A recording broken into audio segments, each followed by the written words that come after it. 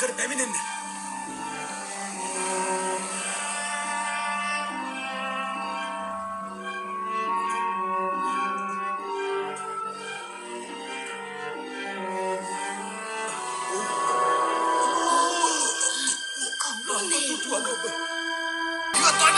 ඉවත් වන්න. ඔතුමාණනි පෙන්වන්න. දීකිදුනේ කොයිද? පැමිණෙන්න.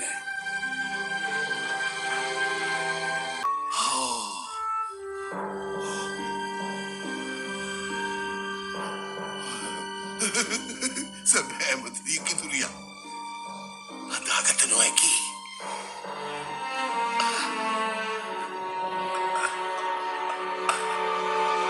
ප්‍රවේශමින් කුමක්ද පවසන්නේ? පැරැන්නු පවසන අන්දමට දිය කිඳුරියකට හැකි ආත්මය පැරගෙන මතකය මකා තමන්නට. කෙතරම් විකාර රූපී අදහසක්ද ඒක? ඔතුමාණනි දිය කිඳුරියන් මනුෂ්‍යයන්ගෙන් ආරක්ෂාවීමට එසේ සිදු කරනවා. එපමණක් නොවේ දිය කිඳුරියන් ස්පර්ශයෙන් උමතු මසුන් මරන්නන්ද සිටිනවලු. ඔබ පවස්සන දේ සැබෑවක් නම් මේ කිඳුරිය ස්පර්ශයට මාගේ දෑත් නොව අසිපත යොදා ගන්න.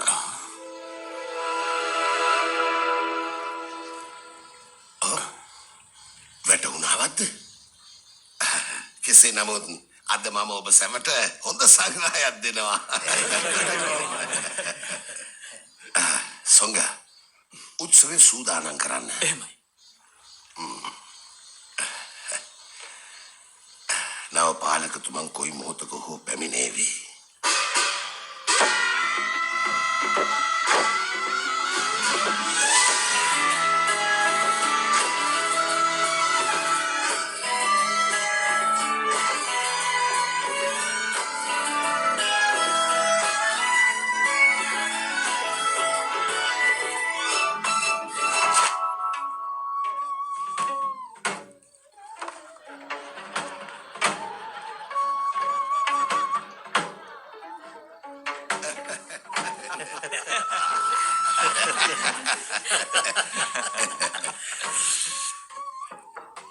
මින් පෙර කෙතරම් පාලකතුමන්ලා පැමිණියත් මේ තරම් කඩවසම් අයෙක් දුටු පළමු වතාව මෙයයි.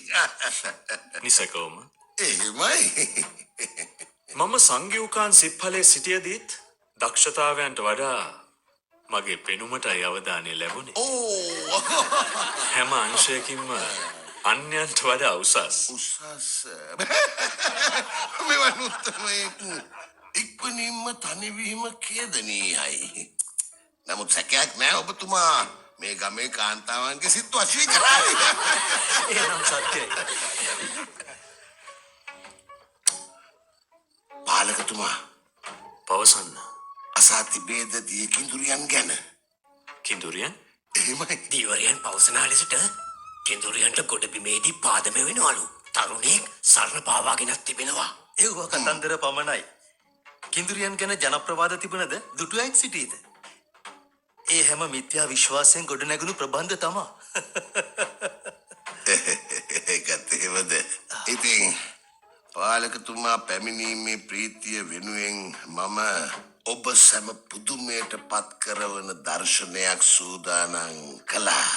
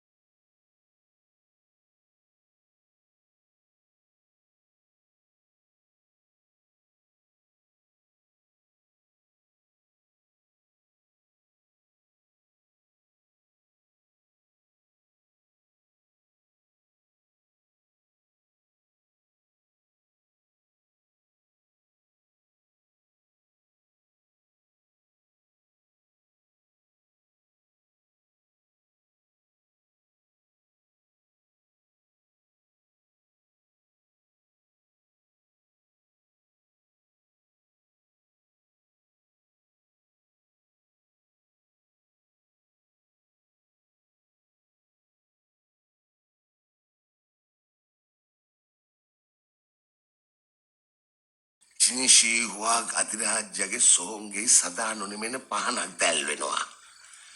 ඒ රහස කුමක්දයි දන්නවද? තිය කිඳුරු තෛලය. පැවසුන අන්දමට කිඳුරු සාරයෙන් සාධන ලද තෙල් විශිෂ්ටයි. අගනාම තෙල් වන තල්මස් තෙල් පවා එහා සමාන කළ නොහැකිලු. සෑහෙන කලක් ගියත් ඒ නරක් වන්නේද නෑ. මෙහි වටිනාකමට මිලක් දිය හැකිද? රාජකාරිය අකුරටම ඉටු කිරීමත් හොඳ හිතත් නිසා මාලද වාසනාවන්නේ. ඔබවන් හොඳ හිතක් ඇති රාජකාරී අකුරටම ඉටු කරන්නෙකුට මෙසේ පවසන්නට වීමත් කනගාටුවක්.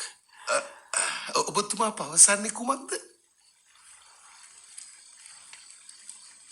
මා සියල්ල පරීක්ෂාවට ලක් කළා. මාට වැටහුණේ නෑ. ඔබ යන් දහසක් ගෙවා ඔය තනතුර ලබාගෙන ඒ වගේ තුන්ගුණයක බදු මුදලක් දීවරයින්ගෙන් අය කරගෙන තිබෙනවා. එනම් දරුණු අපරාධයක්. තැටි දඬුවමක් ලැබේ. බොහොම මෑතකදී රජතුමා අණ කළා වැසියන් පීඩාවට පත් කරමින් බදු අය කරන්නන්ට දැඩි දඬුවම් පනවන ලෙසට.